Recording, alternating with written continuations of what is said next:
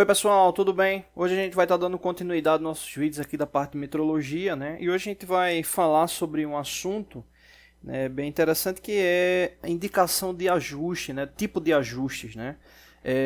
Muitos estudantes têm pedido, né, para a gente falar sobre essa parte de ajuste, né? Esse desenho que vocês estão vendo aí é um projeto que a gente está fazendo aí. Depois que ele estiver pronto aí, talvez a gente faça um vídeo aí explicando, né, o funcionamento dele, mas vamos falar aqui sobre ajuste. O que acontece? Exemplo, aqui a gente tem um eixo, né, e tem um rolamento, né, aqui. Como é que a gente faz para indicar, né, qual é o tipo de ajuste que eu vou querer, né, para essa montagem? Né? Como é que eu faço para ter essa análise? Né? É importante analisar no projeto como é que vai ocorrer, né, o funcionamento do mecanismo. Né? Essa é a grande sacada, né, vamos assim falar, né? Entender como é que vai ser o funcionamento. Porque da base do funcionamento entra a indicação do ajuste. Né?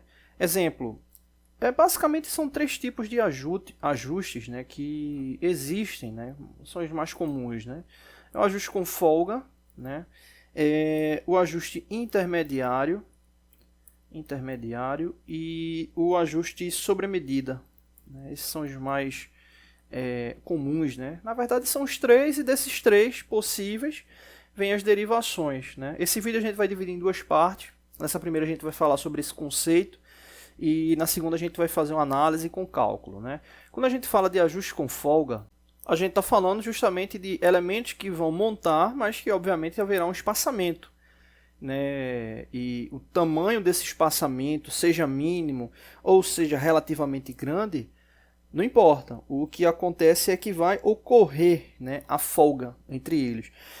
Exemplo, vamos supor aqui uma montagem onde o furo, né, ele seja com a qualidade de ajuste H8, né, H8, e o eixo ele seja com referência F7. Então, o ajuste H8 F7. O que acontece? Esse tipo de montagem, H8 F7, a gente vai ter a seguinte condição, né, tomando como base a linha de referência do eixo 0. Né?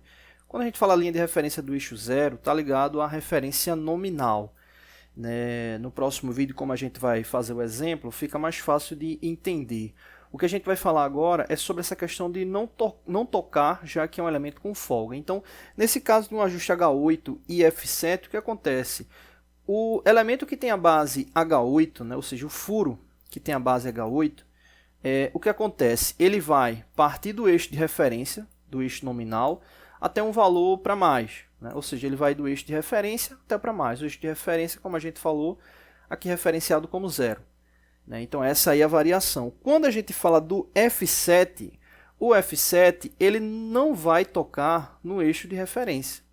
Não vai tocar no eixo de referência. Né? Ou seja, a variação limite dele, exemplo, vamos supor que seja a indicação de variação, ele sempre vai ter um espaço, né? Uma folga ali para o H8. Né? Ou seja, ele vai ter esse espaço. Então, esse tipo de montagem, ele é considerado com folga, né? Uma folga relativamente grande. Né? Então, um tipo de montagem com folga. E quando a gente fala que é uma montagem com folga, significa o seguinte, aí vem um detalhe interessante. Se a gente tiver o menor valor do furo, que é o H8, vamos supor que seja o menor valor do furo, e o maior valor do eixo, mesmo assim eles não vão se tocar. Né? Ou seja, haverá uma folga entre eles. Né? Então, essa é a medida, ou essa é uma indicação de uma medida possível de montagem com folga. Né? Então, essa é a lógica de análise. Quando a gente fala já de uma montagem com interferência, ou melhor, com intermediário, né, pode ocorrer folga ou não. Né? Ele pode estar ali oscilando com a folga ou não. Né? É a relação da montagem intermediária, que a gente também vai ver um exemplo depois. Já no sobremedida, não tem folga. No sobremedida, ele não vai ter folga. Aí você diz, poxa, como é que monta um elemento que não tem folga? Normalmente esse tipo de montagem, ou o elemento ele passa por uma contração térmica ou por uma dilatação térmica. Né? Então, como eu disse, depende muito do projeto que vai ser utilizado. Então, essas são as características base. Vai ficar melhor para a gente entender quando a gente for para o próximo vídeo e já trabalhar em cima de exemplos, tá bom? Eu acho que talvez um único exemplo não seja o suficiente, qualquer coisa a gente faz mais de um exemplo. Valeu, não deixe de se inscrever no canal, toda semana tem vídeos novos.